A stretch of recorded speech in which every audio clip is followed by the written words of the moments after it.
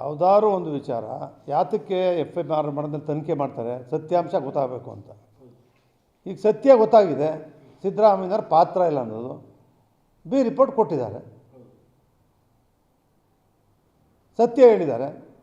ಈಗ ಗೊತ್ತಾಗ್ತದೆ, ಎಲ್ಲರೂ ಕೂಡ ಗೊತ್ತಾಗಲಿ ಈಗಲಾದರೂ ಕೂಡ.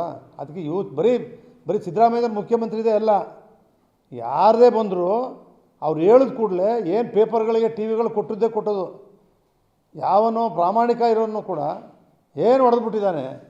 ನಾನು ಅದಕ್ಕೆ ಒಂದೇ ಮಾತು ಹೇಳಿದೆ, ನನ್ನ ಮುಖ್ಯಮಂತ್ರಿಗೂ ಹೇಳಿದೆ, ಸರ್ಕಾರಕ್ಕೂ ಹೇಳಿದೆ, ಅಲ್ರಿ ಒಂದು ಕೆಲಸ ಮಾಡಿ, ಯಾರು ಎಲೆಕ್ಟಾಗಿ ಬರ್ತಾರೆ ಶಾಸಕರಾಗಿ, ಆಗ ಶಾಸಕರಾದಾಗ ಏನಿತ್ತು ಅವ್ರ ಆಸ್ತಿ ಅಸೆಟ್ಟು, ಎಷ್ಟು ವರ್ಷ ಶಾಸಕರಾಗಿದ್ದರು, ಎಷ್ಟು ಹತ್ರ ಮಂತ್ರಿ ಆಗಿದ್ದರು, ಏನೇನಿದೆ ಅನ್ನೋದನ್ನು ಒಂದು ಸಾರಿ ಪ್ರಾಮಾಣಿಕವಾಗಿ ಪ್ರದರ್ಶನ ಮಾಡಿಬಿಡೋಕ್ಕೆ ಹೇಳಿ ಅಂತ ಹೇಳಿದೆ ರಾಜ್ಯ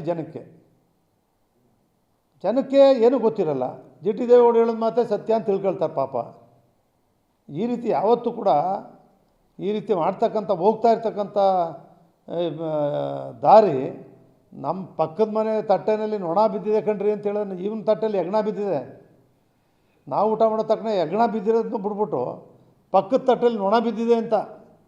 ಈ ಪದ್ಧತಿ ನಮ್ಮಲ್ಲಿ ಪ್ರಜಾಪ್ರಭುತ್ವ ವ್ಯವಸ್ಥೆಯಲ್ಲಿ ಹೇಳ್ತಕ್ಕಂಥದ್ದು ಸರಿಯಲ್ಲ ಅಂತಕ್ಕಂಥದ್ದು ನನ್ನ ಭಾವನೆ.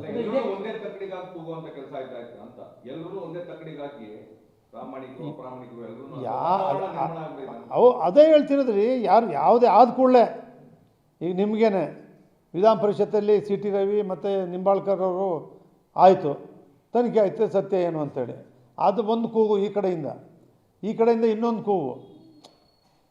ಒಂದು ದೊಡ್ಡ ವಿಧಾನ ಪರಿಷತ್ ಹಂತದಲ್ಲಿ ಈ ರೀತಿ ಆಗಬೇಕಾ? ಅಥವಾ ರಾಜಕಾರಣದಲ್ಲಿ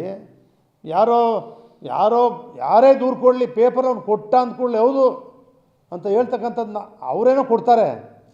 ನಾವೊಬ್ಬ ಜವಾಬ್ದಾರಿಯುತವಾದಂಥ ಸ್ಥಾನದಲ್ಲಿ ಇರ್ತಕ್ಕಂಥವ್ರು ಸ್ಟೇಟ್ಮೆಂಟ್ ಕೊಡ್ಬೇಕಾದ್ರೆ ಅಧಿಕೃತ ಪ್ರಕಟಣೆ ಮಾಡುವಂತ ಹೇಳ್ತಾರೆ ಅಲ್ವಾ?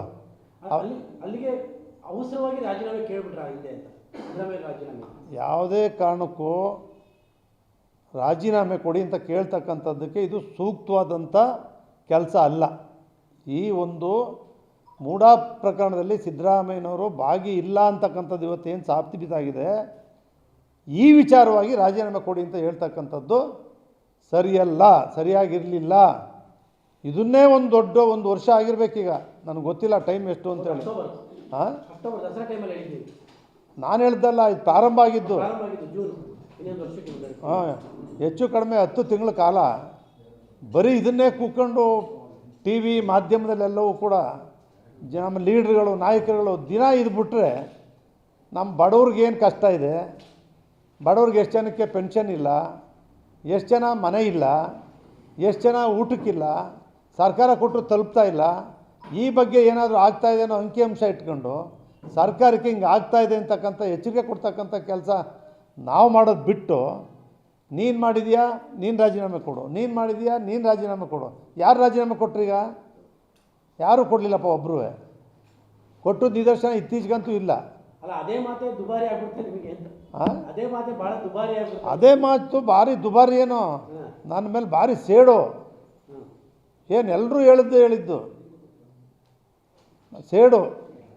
GT ದೇವೇಗೌಡ ಸಿದ್ದರಾಮಯ್ಯನ ಪರವ ಮಾತು, ಸಿದ್ದರಾಮಯ್ಯನ ಜೊತೆ ನಾನು ಮಾತಾಡಿಲ್ಲ. ಈಗಲೂ ಕೂಡ ಒಂದು ದಿನ ಕೃಷ್ಣಾದಲ್ಲಿ ಒಂದು ಮೀಟಿಂಗ್ ಭಾಗವಹಿಸಿದ್ದು ನಾವು. ಇದು ಗ್ರೇಟರ್ ಮೈಸೂರು ಮಾಡಿ ಅಂತಕ್ಕಂಥ ಒಂದು ಸಭೆ ಕರೆದಿದ್ರು, ಆ ಸಭೆಯಲ್ಲಿ ಭಾಗವಹಿಸಿದ್ದು. ಮೊನ್ನೆ ತಾನೇ ಹೋಗಿದ್ದೆ. ನಮ್ಮ ಇದ್ರ ವಿಚಾರವಾಗಿ ಮೊದಲು ಮಾಡಿಸಿ ಅಂತ ಹೇಳ್ತಕ್ಕಂಥದ್ದು ನಮಗೇನಾಗಿದೆ, ನನ್ನ ಕ್ಷೇತ್ರ 900 ಬಡಾವಣೆಗಳು ಈ ಗ್ರೇಟರ್ ಮೈಸೂರಾದರೆ ಮೂಲಭೂತ ಸೌಕರ್ಯ ಇಲ್ಲದೆ, ನಗರ ಪಾಲಿಕೆನೂ ಮಾಡಿದೆ, ಸರ್ಕಾರನೂ ಮಾಡಿದೆ, ತುಂಬ ಜನ ಕಷ್ಟಕ್ಕೀಡಾಗೋರು ಅನ್ನೋದಕ್ಕೋಸ್ಕರ ನಾನು ಈ ಕ್ಷೇತ್ರದಲ್ಲಿ ಒತ್ತಡ ತರ್ತಾ ಇದ್ದೀನಿ. ಅದಕ್ಕೂ ಏನು ದಿನ ನಾನು ಹೋಗಿ ಮಾತಾಡೋ ಪದ್ಧತಿ ಯಾರ್ತವೇ ಇಲ್ಲ. ನಾನು ಮೊದಲಿಂದ ಹಿಂಗೆ ಬಂದಿದ್ದೀನಿ. ಯಾರ್ದೋ ಮಂತ್ರಿಗಳಿಗೆ ದಿನ ತಿರುಗೋದು, ಅವ್ರಿಗೆ ಚೇಲಾಗಿ ಕೆಲಸ ಮಾಡ್ತಕ್ಕಂಥದ್ದು, ಅವ್ರನ್ನ ಹೊಗಳೋದು ಯಾವಾಗ? ಒಳ್ಳೆ ಕೆಲಸ ಮಾಡಿದ್ದನ್ನು ಖಂಡಿತ ಹೊಗಳ್ತೀನಿ. ಯಾರು ನಮ್ಮ ಕ್ಷೇತ್ರಕ್ಕೆ, ರಾಜ್ಯಕ್ಕೆ ಒಳ್ಳೆ ಕೆಲಸ ಮಾಡಿದವ್ರನ್ನ ಮಾಡಿದ್ದಾರೆ ಅನ್ನೋ ಒಳ್ಳೆ ಕೆಲಸನ ಒಳ್ಳೇದು ಮಾಡಿದ್ದಾರೆ ಅಂತಲೇ ಹೇಳ್ತೀನಿ. ಈ ಲೋಕಾಯುಕ್ತ ರಿಪೋರ್ಟಿಂದ ಅರ್ಥ ಆಗಿದೆ ಅಂತ ಅನ್ಕೋತೀರಾ ಬಿಜೆಪಿ? ಲೋಕಾಯುಕ್ತ ಇದು ಪ್ರಾರಂಭ ಮಾಡಿದ್ದೇ ಭಾರತೀಯ ಜನತಾ ಪಕ್ಷದ ಸರ್ಕಾರ ಅಲ್ವಾ. ಲೋಕಾಯುಕ್ತ ಬೇಕು ಅಂಥೇಳಿ, ಲೋಕಾಯುಕ್ತ ಬೇಡ ಅಂಥೇಳಿ ತೀರ್ಮಾನ ಮಾಡಿದ್ದೇ ಕಾಂಗ್ರೆಸ್ ಸರ್ಕಾರ, ACB ಮಾಡಬೇಕು ಅಂಥೇಳಿ ಮಾಡಿದ್ದು.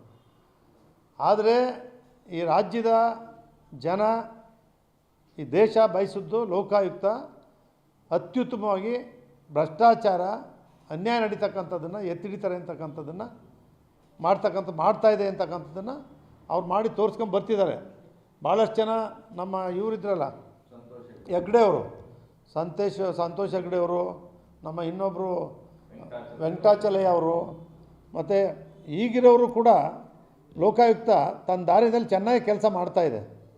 ಲೋಕಾಯುಕ್ತ ಉತ್ತಮವಾಗಿ ಕೆಲಸ ಮಾಡ್ತಿದ್ದಾರೆ, ಅವ್ರು ವರದಿ ಕೊಟ್ಟಿದ್ದಾರೆ. ನಮ್ಮ ಈಗಲಾದರೂ ಕೂಡ ಬರೀ ಸಿದ್ದರಾಮಯ್ಯವ್ರನ್ನ ಹೇಳಲ್ಲ ನಾನು, ಬರೀ ಮುಖ್ಯಮಂತ್ರಿದು ಅಷ್ಟೇ ಅಲ್ಲ, ಬೇರೆ ಯಾರು ಜವಾಬ್ದಾರಿಯುತ ಸ್ಥಾನದಲ್ಲಿ ಕೆಲಸ ಮಾಡ್ತಕ್ಕಂಥವ್ರ ಬಗ್ಗೆ ನೀವು ಅವ್ರನ್ನ ಈ ಜನಗಳ ಮನಸ್ಸಲ್ಲಿ ಅವ್ರನ್ನ ಭಾಳ ಭ್ರಷ್ಟಾಚಾರಿ ಅಂತೇಳಿ ಬಿಂಬಿಸ್ತಕ್ಕಂಥದ್ದನ್ನು ಮಾಡುವ ಮೂಲಕ ಕೆಲಸ ಮಾಡೋರಿಗೆ ಉತ್ಸಾಹ ಕೊಡ್ತಕ್ಕಂಥದ್ದು, ಸ್ಫೂರ್ತಿ, ಒಳ್ಳೆ ಕೆಲಸ ಮಾಡಿದಿರಿ ಅನ್ನೋದಕ್ಕೆ ಸ್ಫೂರ್ತಿ ತುಂಬಬೇಕು. ಕೆಟ್ಟದ್ದು ಮಾಡ್ತಾ ಇರ್ತಕ್ಕಂಥ ಇದು ಮಾಡಬೇಡಿ ಅಂತ ಹೇಳ್ತಕ್ಕಂಥ ಕೆಲಸನ ನಾವು ಮಾಡಬೇಕೇ ಹೊರತು ಈ ರೀತಿ FIR ಆದ ಕೂಡಲೇ ರಾಜೀನಾಮೆ ಕೊಡಿ ಅನ್ನೋದನ್ನು ಬೇರೆ ಯಾರೂ ಕೂಡ ಮಾಡಬಾರ್ದು ಅನ್ನೋದನ್ನು ಈ ಸಂದರ್ಭದಲ್ಲಿ ಒತ್ತಾಯ ಮಾಡೋದು. ಇದೊಂದು ಏನು ಬಿ ರಿಪೋರ್ಟ್ ಹಾಕಿದರೆ ಅಥವಾ ಕ್ಲೀನ್ ಚಿಟ್ ಕೊಟ್ಟಿದ್ದಾರೆ, ಅದು ಸಹ ಪ್ರಭಾವಕ್ಕೆ ಒಳಗಾಗಿ ಕೊಟ್ಟಿದ್ದಾರೆ ಅಂತೇಳಿ ವಿಪಕ್ಷಗಳು ಒಂದು ಆರೋಪ ಮಾಡ್ತಾ ಇದ್ದಾರೆ. ಲೋಕಾಯುಕ್ತರು ಪ್ರಭಾವಕ್ಕೆ ಒಳಗಾಗಿದ್ದಾರೆ, ಹಂಗಾಗಿ ಈ ವರದಿ ಕೊಟ್ಟಿದ್ದಾರೆ ಅಂತ. ಪ್ರಭಾವಕ್ಕೆ ಒಳಗಾಗಿ ಕೊಟ್ಟಿದ್ದಾರೆ ಅಂತ ಏನು ಹೇಳ್ತಾರೆ? ಈಗ ನ್ಯಾಯಾಲಯದಲ್ಲೂ ಇದೆಯಲ್ಲ, ತೀರ್ಪು ಬರುತ್ತಲ್ಲ, ಗೊತ್ತಾಗಲಿ. ಯಾವುದೇ ಪ್ರಭಾವ ಮಾಡ್ತಕ್ಕಂಥ ದೊಡ್ಡ ಇದೇನಾಗಿದೆ, ಅದು ಏನಾಗಿದೆ ದೊಡ್ಡದು? ಜಮೀನು ತಗೊಂಡಿದ್ದಾನೆ, ಪ್ರೋಸೆಸ್ ತಪ್ಪಾಗಿರ್ಬೋದು, ಸೈಟು ಇನ್ನೊಂದು ಜಾಗದಲ್ಲಿ ಕೊಡ್ಬೋದು, ಈ ಜಾಗದಲ್ಲಿ ಕೊಟ್ಟಿರ್ಬೋದು, ವಿತ್ಡ್ರಾ ಮಾಡಿ ವಾಪಸ್ಸೇ ಕೊಟ್ಬಿಟ್ಟಿದ್ದಾರೆ. ಮೊದಲೇ ಕೊಡಬೇಕಿತ್ತು, ಲೇಟಾಗಿ ಕೊಟ್ಟವ್ರೆ. ಏನು ಭಾರಿ ಯಾವುದಾದವ್ರೆ ಅವ್ರ ಹೆಂಡತಿ ಹೆಸರಿಗೆ ಅವ್ರ ತಮ್ಮ ಬರೆದಿದ್ದ, ಎಲ್ರಿಗೂ ಗೊತ್ತು. ಅಮ್ಮ ಪಾರ್ವತಮ್ಮ ಅನ್ನೋದು ನಾನೇ ಹೇಳಿದೆ ಓಪನ್ ಆಗಿ. ನಾವು 25 ವರ್ಷ ಇದ್ದರೂ ಅವರೊಂದು ಹಬ್ಬದ ಕಾರ್ಯಕ್ರಮ ಅಲ್ಲಿ ಯಾವುದಕ್ಕೂ ಈಚೆ ಬಂದವರಲ್ಲ. ಈ ಬಾರಿ ವರ್ಣ ಚುನಾವಣೆಗೆ ಬಂದಿರ್ಬೋದು, ಬಂದಿದ್ರೆ ನಂಗೆ ಗೊತ್ತಿಲ್ಲ. ಅದು ಅವ್ರು ಯಾವತ್ತೂ ಕೂಡ ಮುಖ್ಯಮಂತ್ರಿಗಳ ಜೊತೆಯಲ್ಲಿ ಒಂದೇ ಒಂದು ಕಾರ್ಯಕ್ರಮದಲ್ಲೂ ಕೂಡ ಯಾರು ಮುಖ್ಯಮಂತ್ರಿಗಳಾಗಿ ಇತ್ತೀಚಿನ ಕಾಲದಲ್ಲಿ ಜೊತೆಯಲ್ಲಿ ಅವ್ರ ಪತ್ನಿ ಕರ್ಕೊಂಡೇ ಹೋಗ್ತಾರೆ. ಆದರೂ ಯಾವತ್ತೂ ಕೂಡ ಈಚೆಗೂ ಬಂದವರಲ್ಲ, ವ್ಯವಹಾರಗಳಂತೂ ಮಾಡಿದವರೇ ಇಲ್ಲ. ಮಲ್ಲಿಕಾರ್ಜುನ ಅಂತೂ ಭಾರಿ ವ್ಯವಹಾರ ಮಾಡಿದವನಲ್ಲ ಅವನು. ಹಿಂದೆ ಇದೆಲ್ಲ ಒಂದು 10 ಎಕರೆ ಮಾಡಿದ್ನೋ, 15 ಎಕರೆ ಮಾಡಿದ್ನೋ, 20 ಎಕರೆ ಮಾಡ್ತಿದ್ದಂತೂ ಗೊತ್ತು ನನಗೆ. ಅವನೊಂದಷ್ಟು ಜಮೀನು ತೆಗೆದು ಮಾಡ್ತೀನಿ ಅಂತ ಮಾಡ್ತಿದ್ದಂತೂ ಗೊತ್ತು ನನಗೆ.